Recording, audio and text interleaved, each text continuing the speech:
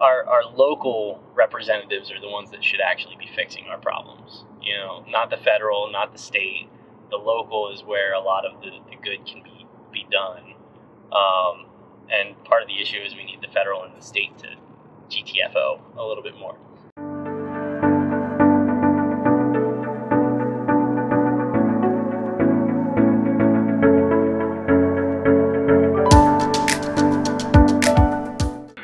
Welcome to Contentious Talks, a weekly podcast where we talk to influencers, celebrities, politicians, and everyday people to show that we all have unique opinions, and that's a great thing. I'm your host, Ryan Malinowski, and this week we're talking with Zach Rowe. How you doing today, Zach? Doing pretty well. Awesome. Well, thanks for being on the podcast. Yeah, great to be here. What do you wish I would ask you? I don't really have any one thing that I talk about a lot. I've always been a jack of all trades type of deal. Okay. It's one thing that I found really kind of amusing. I was at my previous job so COVID hit. We don't have those jobs anymore. But what did you used to do? I used to do marketing at Hollywood Casino. Okay. And that's what I'd worked there for almost 10 years before all this happened. Oh wow.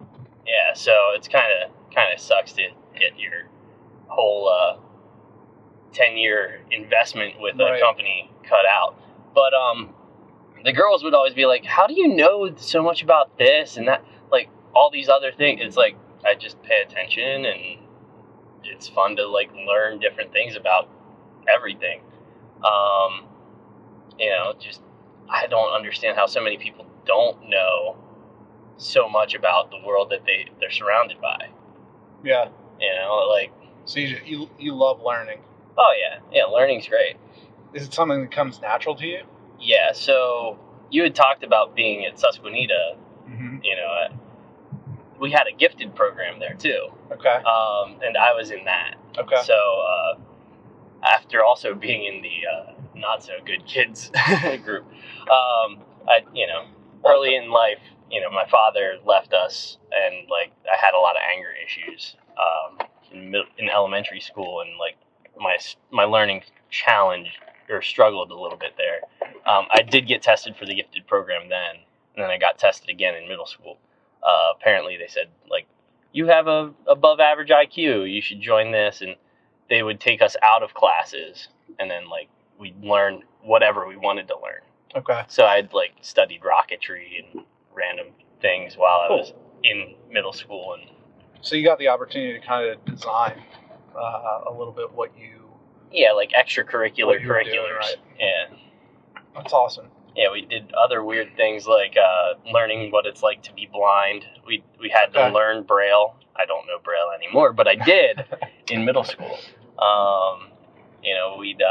We learned sign language. We did a day where we had earplugs in and taped over our ears so we couldn't hear, and we had to sign everything and understand what it's like to be in different situations, and how adaptable the human body is, and how we can get through even if we can't have one of our senses. Right on.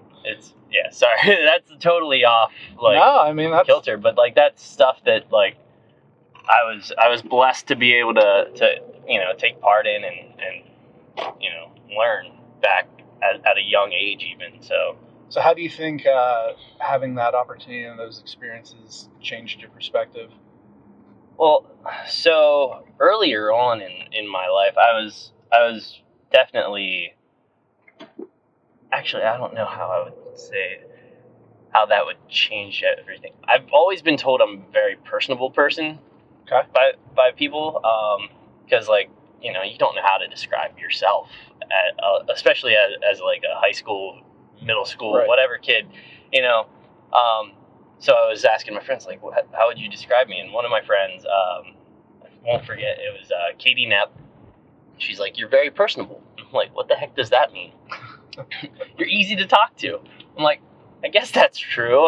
Sure, approachable, I guess, I'm funny looking in the right ways. So, he couldn't hurt a fly. Let's go talk to him.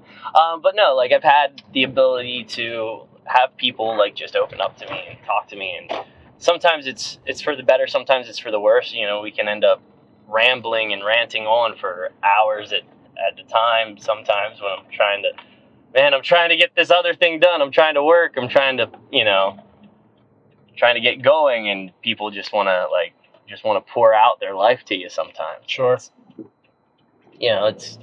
I've always been willing to be there for people, though, even though I might not have the time. What are you doing now that you're not doing marketing?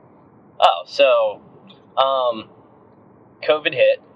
I spent, a month working from home. We were planning to be like, okay, we'll open up in April. And the whole time I'm tracking the statistics, seeing what's going on, saying, oh man, it's not looking like it's settling down in a month. These 15 days aren't doing diddly. So unlikely that Governor Wolf's gonna let us go back to work. So I wasn't too surprised when they put us all on furlough.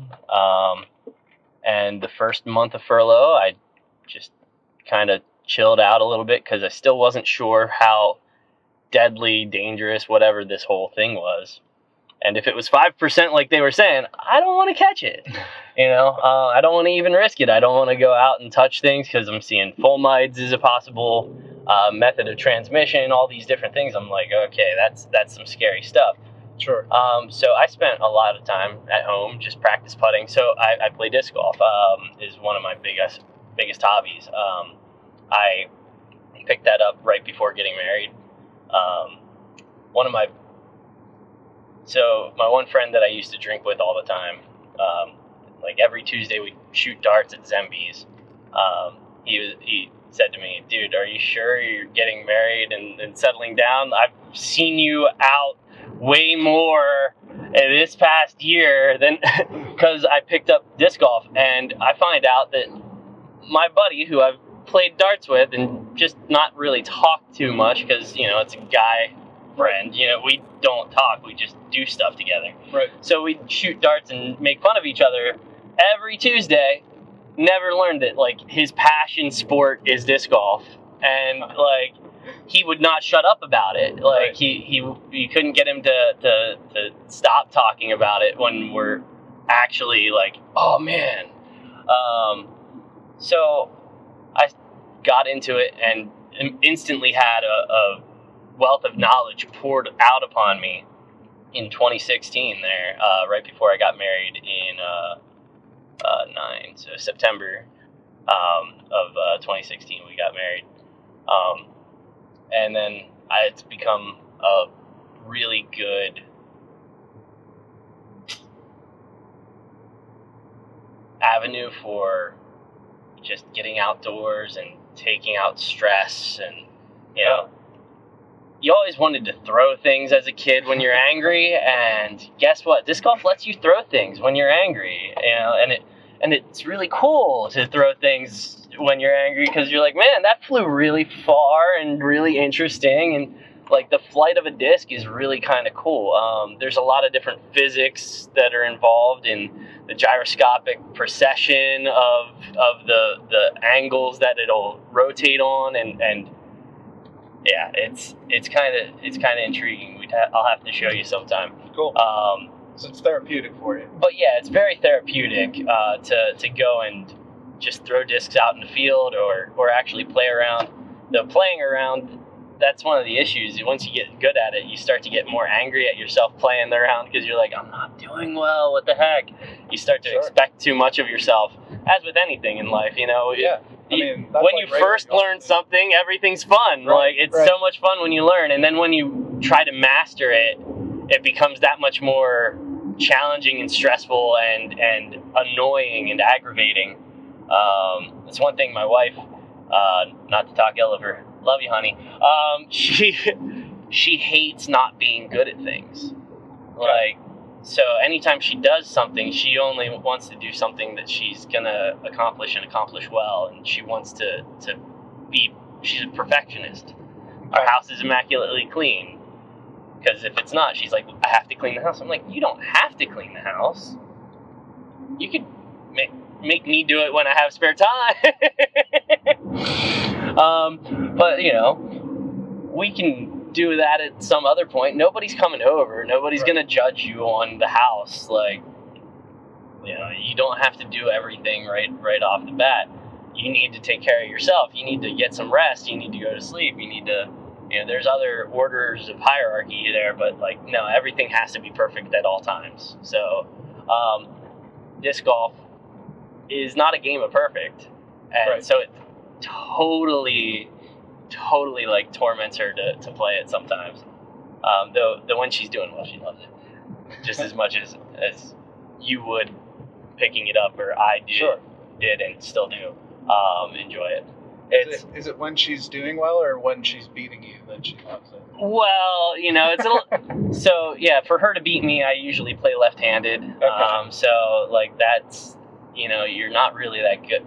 I'm not ambidextrous by any stretch of the imagination, but I've gotten a lot better, and it really frustrates her that I still beat her left-handed. So when it doesn't matter though if I'm doing well or she's doing poorly, like she wants to be doing well for her, and gotcha. that's the only time she's like really been enjoying it. When she's out with the ladies, she tends to enjoy it a little bit more because then she's not seeing me throw as far. Right.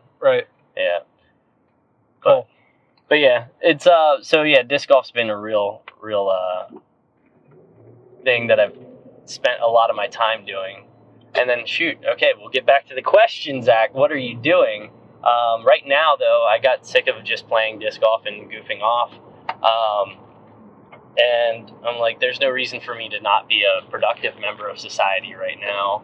Sure, I'm collecting unemployment, but like, you can get that extra $100 or whatever, and then, okay, I'm getting the max of, I'm not getting anything from the state, really. I'm just staying on unemployment so that, because I know there's times where the business isn't going to be there, and I don't get the full, I'm working part-time because, you get rain days and all the other stuff, but I'm doing landscaping right now for a buddy. Cool. So I've been mowing a lot of lawns and doing some hardscaping, doing some yard prep for winter and winterizing, reseeding and aerating, doing all that. Right now we're building a deck for his house because there's not really much else to do, but he wants to give us some sort of work to keep us paid. That's so awesome. he found us we'll build a deck. So learning how to build a deck right now. So you got furloughed from your marketing job. Yeah. And you're on unemployment. Yeah.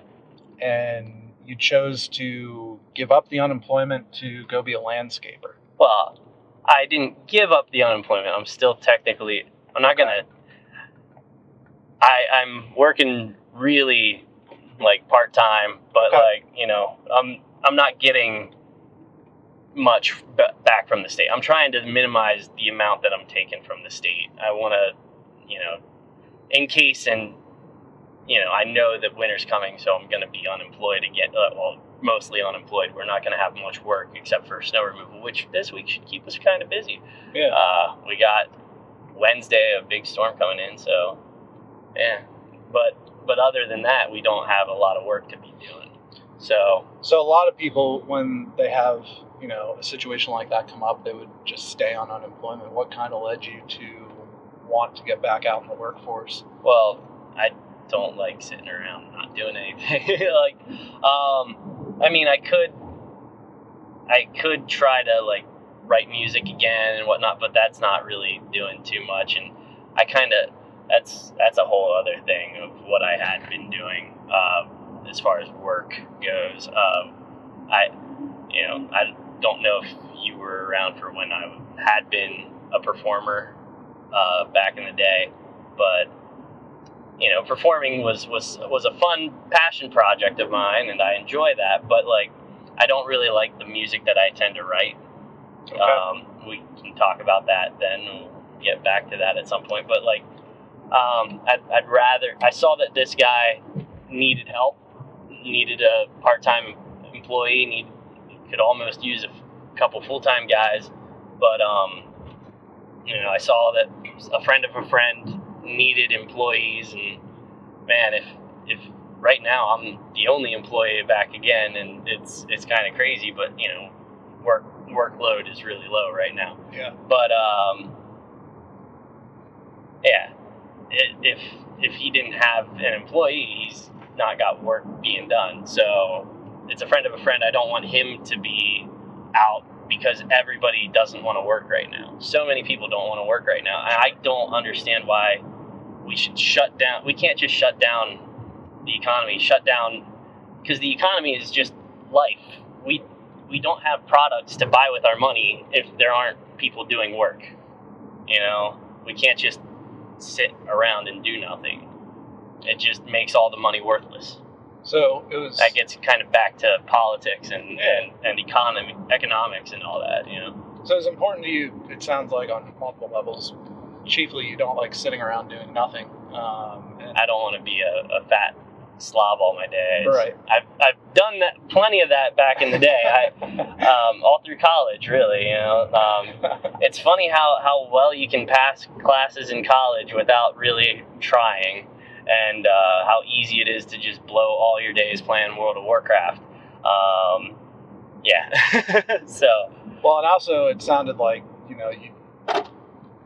don't like the idea of the community, the local society, that type of thing. Yeah. Being shut down, so you're trying to do your part as well. No, exactly. Especially since I'm not really the type of person that's at risk in the situations right now. Sure. I do have some medical shenanigans going on, but I don't have nearly the risk factors for to make people worried about dying. With this COVID, we're in the age bracket of 0.05%, maybe even less. That we aren't going to survive it, and there's some potential ongoing side effects, but you can't just live your life in fear. Society needs to keep moving. Not everybody can take care of themselves, so it's nice to provide for them, and they're paying for it, but they like to be able to keep you employed to keep their stuff looking nice. It's society and trade and the marketplace. It's mutually beneficial. We both do something for one another that we both enjoy, and we both get better than what we put in out of it. Because not only do I enjoy mowing, because I would mow some of those yards for free.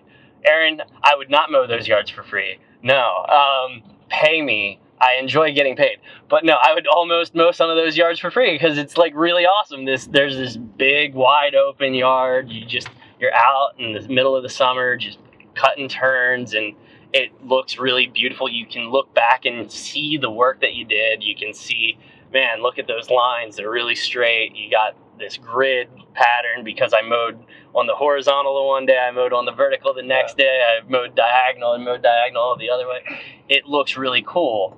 And some of those yards, there's different yards that had basil growing in wild into the yard, and it smells really, really pungent, and it's beautiful when you're mowing over it. It's kind of crazy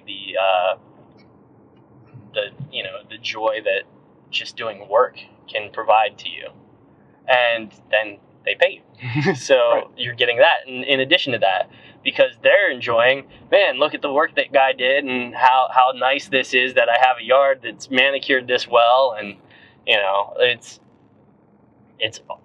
more than 1-to-1 ratio of payoff to investment. Right on. Is what free trade allows us. Well, it's obvious you take great pride in whatever you're doing, but you also find some enjoyment on multiple levels through it, right? Yeah, no, it's with anything that you do, you should find enjoyment in what you're doing. If you don't enjoy what you're doing, there's something else that you could be doing, and you can find that and do it. There's no shortage of job opportunities out there. Some might pay better than others, and I know plenty of people who are working jobs where they're like, why do I do this job? And I've had some of those too, but you gotta you got to find some enjoyment in it somehow, or it's gonna just drag you down, and you're not gonna be able to provide the service that they want anyway. Like, if I hate my job, it's hard for me to hide that to the customer, Right. And if I hate what I'm doing, I'm not going to do it well. Right. So I always see no point in, not finding some enjoyment in what I'm doing. Or not doing things I enjoy. If I really hate a job, well, I don't think I've ever had a job that I really hated. So, would you say that when it comes to work, one of, if not the most important thing to you is finding some sort of enjoyment and value out of it? Yeah, well, if you don't see the value in your work, then what are you doing, really? I always enjoy, I don't know if that quite is it, but, like, I always make sure I see the point of my work. Gotcha. Like, it makes me feel, more okay with what I'm doing if I know what I'm providing. Gotcha. I don't know. I was always taught, like, don't quit a job. Just, do it. Yeah. One of those types of situations. But I'm really glad to have found work that I enjoy. Part of that, I would just say, that goes to faith. I think God's really, like, blessed me my entire life. I've always found enjoyment in everything that I do. I've not been really put in situations where I didn't really, see the value to my work, or, it was just, I've been blessed in my interactions, because I fumble through life. I won't lie. I've really, just kind of gone with the flow. I don't think I've ever worked a job that somebody didn't say, hey, you should apply for this. I think you'd be really good at it. I really wish I had known I would enjoy marketing as much before going off to college and wasting a bunch of time and effort and energy in music recording tech. But I still enjoyed the crap out of going to college for music recording tech. Met a lot of awesome people. Have friends who have bands that are hopefully going to do really well right now. They're starting to show good signs on Spotify. What brought you to the passion for music that you have? What led you to go to school for that? Those types of things. Music. I grew up in the church, and specifically it was Wesley United Methodist in Marysville up on the hill, and our choir director there, or minister of music, I'm not sure what her title was, but she taught music, and she taught everybody music. Everybody at that church knew how to read their part in the 4-part harmonies to everything. So everybody, the whole time growing up, everybody knew how to read the music, and everybody sang. You had basses singing the bass line, tenors singing the tenor line, alto, and you could even have 8-part harmony with bass 2s, bass 1, and that was our church. So, like, music was always huge in our church. We'd go and have different performances with regional United Methodist choirs and everything. So, like, music was always a real big thing for us. Always singing. I went to Capital Area School for the Arts in my senior year of high school. That's kind of when I learned to play not piano. No, piano. I failed piano a lot. I learned to play guitar a little better. I mean, I'd already picked up guitar here and there, and Sure. I had, like, chord charts and would mess around. But that's when I started. I'll try to push this again. Loud noises. So that's when I started looking into actually, like, writing music and messed around with playing guitar a little bit more, and I had played bass since middle school. We had a contemporary service, and I played bass in our contemporary band, as well as helped worship lead some services and whatnot, and occasionally picked up guitar here and there, playing acoustic. But yeah, I'd always been playing instruments, always been singing. Picked up banjo here and there. Didn't really learn too much of that. I kind of wish I would, but as you'll note from our conversation, I just jump around a lot, and that's kind of one of the issues. I never really focused hardcore enough, especially as a kid, on practicing what I should have practiced. So all the kids out there, if you want to become really good at your instrument, learn to play scales and practice your scales, because how you can do solos and all these other things is by being able to play the scales and knowing how the fretting goes. In fact, it's way easier on a bass and guitar to play scales and be able to move around than on a piano where you have the black keys and white keys. They feel different. That's probably one of the reasons why I really sucked at piano. Again, did not practice enough for one, and then two, it feels weird for me. But it really was just the practice. Everything's down to practice, and having good practice habits is something I didn't do even through college. And now I find myself busying myself with trying to do too many things sometimes. So that goes back to that jack of all trades, master of one. Well, you got to pick one to master so that you can actually be good at something, and then you can have fun with a bunch of different other things. And that's, as it relates to my abilities and knowing all these different things, well, yeah, I don't take time to master all these different things. But yeah, music, we'll get back. Music has been huge in my life throughout all of that. All of growing up in the church. In fact, churches had become my family when my family went through all the hard times that we did. I was 6 years old when my father left, or maybe even 5. It was somewhere between kindergarten and first grade, somewhere in that range when he left. And church really became family.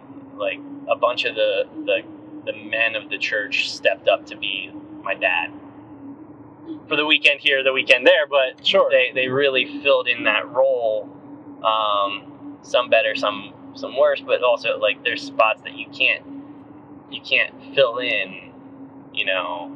As some random guy, you're not going to feel able to give all the fatherly advice that a young gentleman actually probably needs. So yeah, there's that. But the church really filled in that family role for me, and in that, I gave back to my church by being a minister of music and performing for them as much as I possibly could. So really studied music throughout high school, played in a bunch of different, or sang in a bunch of different choirs, and then went to college for music because everybody's like, well, you're really good at music, I was really good at music and really good at math, and I should have gone with the math major. Would have been a lot more money, and I would have had a lot more time for music with a little extra money paying off all those debts faster. But you live and you learn, right? Oh yeah, no. Next time you can do it right. Oh yeah, just in the next. Well, that's one of the reasons why, my wife's not too keen on children, and I kind of am a little bit more, and I'm like, we've come up to an agreement, when we're 35, I think I think that's when she said 35, because that's getting near the age limit where she is not to get pregnant anymore. It's set in stone now. Right? Yeah. Right. So it's recorded now. But that'll be our 35th birthday present to one another. We'll give it a try, and if it doesn't work, it doesn't work. But but you impart that on kids, and if I can't have kids, then I guess I got to give back to my current church. I'll try to let those kids know the mistakes that you don't want to make. And it's another thing I've debated getting into politics potentially. I wouldn't want to start that necessarily, because that's a really terrible place full of a bunch of really terrible people, and they like to be lawyerly, so I'm like, not necessarily ideal there, but being able to be talked to by people and personability, it kind of works well in that scenario to learn what different people's problems are, what they want help with in their lives. And a lot of people put their faith into the wrong parts of politics. Is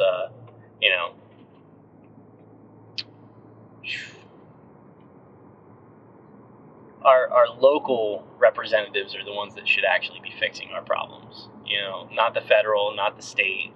The local is where a lot of the good can be done. And part of the issue is we need the federal and the state to GTFO a little bit more. Do you have something to say? Then consider being on the show. Go to contentioustalks.com/guest and apply today. That's contentioustalks.com/guest to apply. Now back to the show. Thanks for sharing everything with us, Zach. I appreciate you telling us a bit about yourself and what your opinions are and what you think. Next part of the podcast is called the Tough 12. It is everyone's favorite part of the podcast. There are 3 categories: politics, philosophy, and personal religious questions, and there's 4 questions in each category. Cool. You ready for this? Sure. Next question here. What is the number one issue society is facing? Oh, I guess that kind of goes into that. Society is facing a real truth issue right now. We really struggle with wanting to be true to ourselves. Like, we were raised in our be true to yourself. Well, what does that mean? Well, follow what you like and do it, and just, it doesn't matter if it actually helps society. Just find what you like and do it. It's like, no, that's not truth. Like, be true to yourself.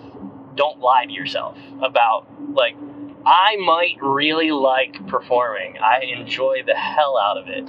I love getting on stage, but I performed really nasty, raunchy music. You can find it. It's terrible. Don't do it. But I like it. I love doing that. But the truth is, maybe it's not the best thing for me to do for society, for me to be putting that out there. So we have a truth crisis, is what you were saying. Yes, we do have a truth crisis in society right now. And,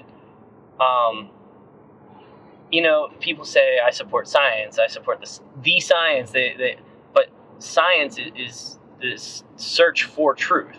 We wouldn't have science, we wouldn't have the scientific discoveries that we do if it weren't for, like, religious beliefs in the fact that there is an actual truth. The idea of there being one truth takes us back to Greek and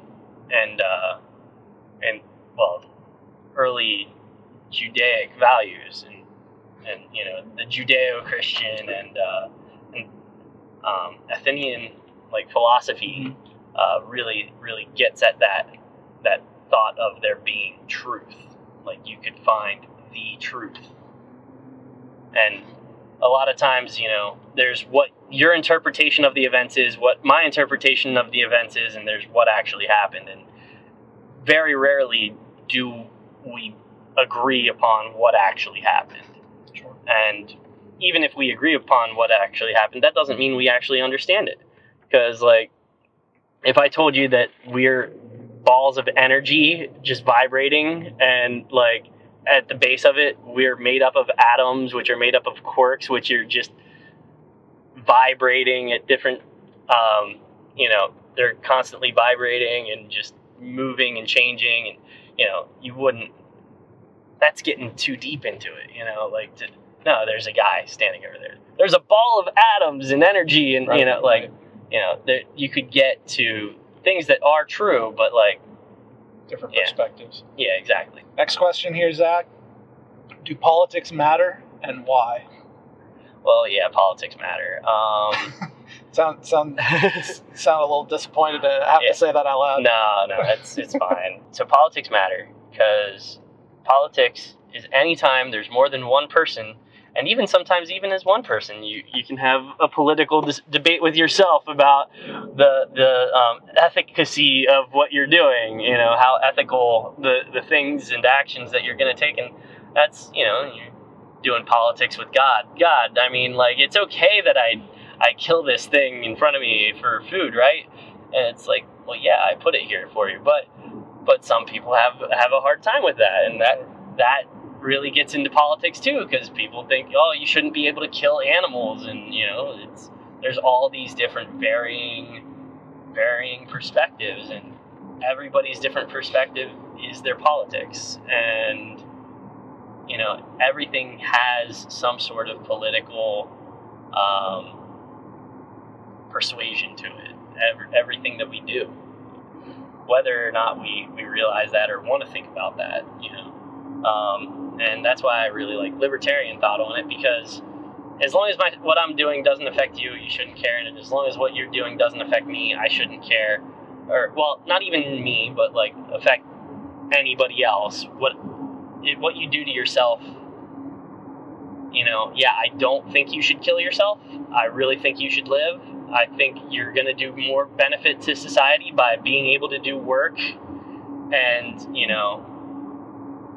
the whole thought of, there's some people that think that life is a zero-sum game, and I disagree with that wholeheartedly, but that's also a political leaning there too,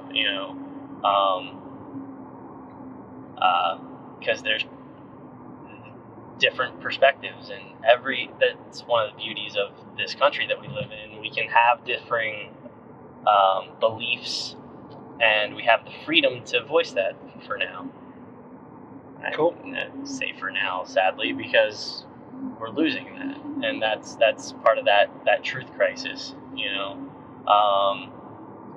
I really love how wise beyond their years the founding fathers were to write down what they wrote down, and I really need to read all of the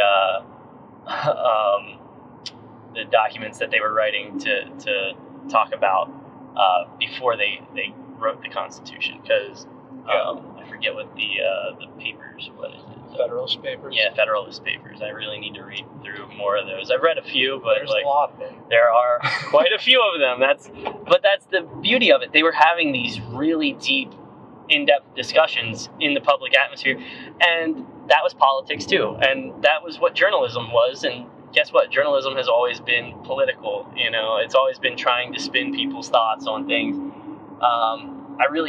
That's why I really like some political commentary folks more these days, is because they put their spin out there, and it's their spin on things.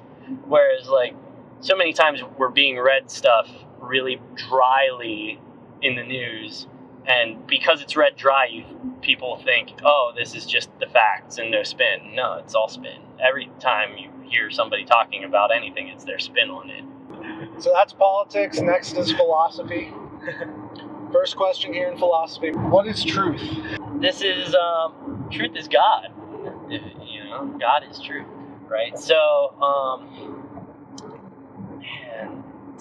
this is one of the great questions, because to actually define truth, so many people can't do it, and I'm going to struggle to do it right now. But truth is the actual reality, and on the deepest level of reality, so much so that we might not even be able to perceive all of the truth in and of ourselves right now. You're driving at whatever speed down this road at this time. Yeah, that's the truth. But there's so many more nuances to it that you could look at. Well, the engine is fired. Like, there's so many more aspects to the reality of what is going on in this brief moment that we don't need to analyze. So you can't fully comprehend 100% of the truth. Right. We're limited by our abilities as a human to perceive. We have these 5, some might have 6 senses, and we can only interpret what we've interpreted of those senses, and what our brains are able to comprehend of that. And as you and I both know, there's some people out there who comprehend things a whole lot less than others. Who are you talking about, Zach? No. Well, I have this one friend. He's a real dick. And he's an idiot. But, you have... I hope you're not talking about your wife. No, I'm not. No. I said he. My wife... I don't judge... No, genders. Yeah, no. My wife is definitely female, human, identifies as a woman, and is very much a woman. Too much of a woman sometimes just to handle, but that's just because she's... A follow-up question. If as humans, we are limited in our capability to completely understand the truth, doesn't that put society at a disadvantage since there's so many different opinions out there? Well, that's kind of what's been the issue, is like we don't actually seek truth. We don't seek to understand the truth as much as we possibly can. Because the fact of the matter is, like, in this current situation with COVID, right? Like, truth is, people are gonna die, right? But and we have statistics. We have statistical analysis of what causes different things to happen, right? And this goes even into like the insurance realm of things. We can try to get to the statistical analysis of what our risks are with everything, but guess what? The truth of the matter is, you're gonna get really unlucky, and even though you do everything right, something wrong can happen.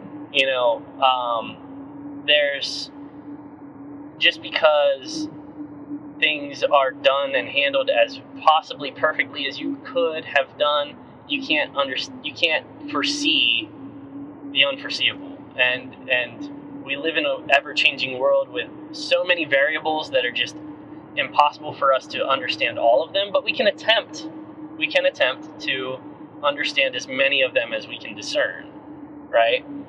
So with these COVID lockdowns and restrictions, well, yeah, if all you are worried about is the coronavirus, then nobody should ever interact with anybody else, and we should all just stay at home forever and not get food, not go to the grocery store. Well, really, we probably could have done it if we had everybody get all their food delivered to their houses, right? And then you have 3 months where we completely shut everything down. Well, guess what? We're going to have to do a lot of catch up to get to the point where everybody can take those 2 or whatever, however many weeks off to quarantine everybody. But it would require a lot of work to have that, and then we'd have a lot of work to catch back up afterwards. Yeah, we probably could have handled it and just cut it all out, right? That's a truth. But another thing is, like, that's not the only thing we have to worry about in life. There's more factors to living in truth. The truth of the matter is, people are dying because depression. Being locked alone in a room for 2 weeks is too much for some people. And I just heard about a lady in Europe who was allowed to have medically assisted suicide because she didn't want to go into a lockdown for coronavirus again. Cool. Right. She wasn't even sick. Right. Like, physically. But no, she wasn't. Yeah, mentally, I guess, because the depression of the thought of it was so severe that they approved that to happen. But yeah, no, like it's crazy. Like, we have these. I'm sorry, we're getting a little off of it, but like, we have all these different factors that we can't all foresee all of the factors all the time. But we're going to do better as a society if we seek as much truth as we possibly can, as much as we can comprehend. And then a little bit of that is going to require faith, which I'm sure is the last one of the last ones. We'll get there. But faith is one of those things. You got to have some sort of faith, whether it just be in that maybe I'm going to get luckier, or I have faith that I'm going to try my darndest. Last category here: personal and religious questions. You ready? Oh, yeah. You ready for this? I guess. First question: what do you believe about God? I believe that there is a God. There is one true God. I've been taught that God has these. God is 3 in 1, right? You have God the Father, Son, and Holy Spirit. Well, those are the three main ways that we've come to understand God. God the Creator, God the Father, right? So this is one of the things that could get you in trouble, right? With different people and their different perspectives, right? I won't claim to know any one thing particularly, so don't hang me as a heretic. But God is all-knowing. God is truth, right? So, and this is one of those things that you get taught when you read through the Bible and you really understand it. God is truth, and that's one of the reasons why we seek truth. That's why I think those who are truly scientific in their analysis, they're seeking truth. That is a religious experience to actually participate in scientific discovery, right? Because you're seeking truth. You're seeking to commune with God. You're seeking to understand the ununderstandable, or the the not entirely and completely perceivable reality of what is. So so you have God the Father, created everything, judges. You go through the Old Testament, you get a lot of God the Father, right? He led his people out of Egypt to Israel, and you see him and his people have his chosen people, the Israelites, the Jewish people. They have a lot of going back and forth where the people follow God and seek truth and follow the precepts that he provided for them, and then they turn back and don't follow those, and you see a lot of back and forth. You see punishment. There's crimes to be, or there's prices to be paid for not following God's plan and not following God's truth, right? And for making your own truth, and these are concepts which are true beyond even a religious context. When we purposefully ignore the reality of I can't do this one thing. When you try to do something, you can get yourself hurt. If you don't attack a situation in the manner in which it needed to be taken on, the challenge needed to be taken on, you can get yourself into trouble. All the precepts that God hands out, the commandments, and this goes into sin, right? By living a sin-free life, you avoid the common pitfalls. You avoid many of the common pitfalls that society and life and living your human will would guide you into.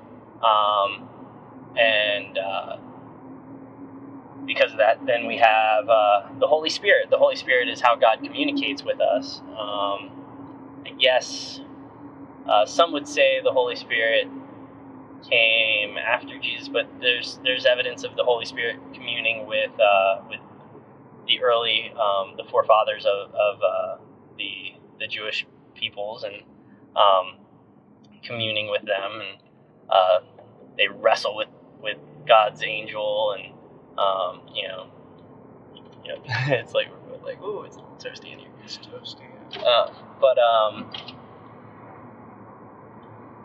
So you have God's Spirit, and the Holy Spirit speaks to us in many different ways. Some people feel as though they've been convicted and yelled at forthright, this is what you need to be doing, do this. And man, I kind of wish I were one of those people, wouldn't it make life so much easier if God would just tell you, yeah, you need to be doing this. You're an idiot. How dare you go against my perfect plan for you? But there's other ways. Like, we get led by the Spirit if we're just open to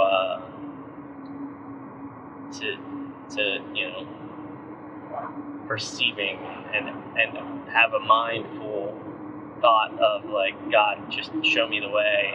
Prayerful thought and consideration to different things.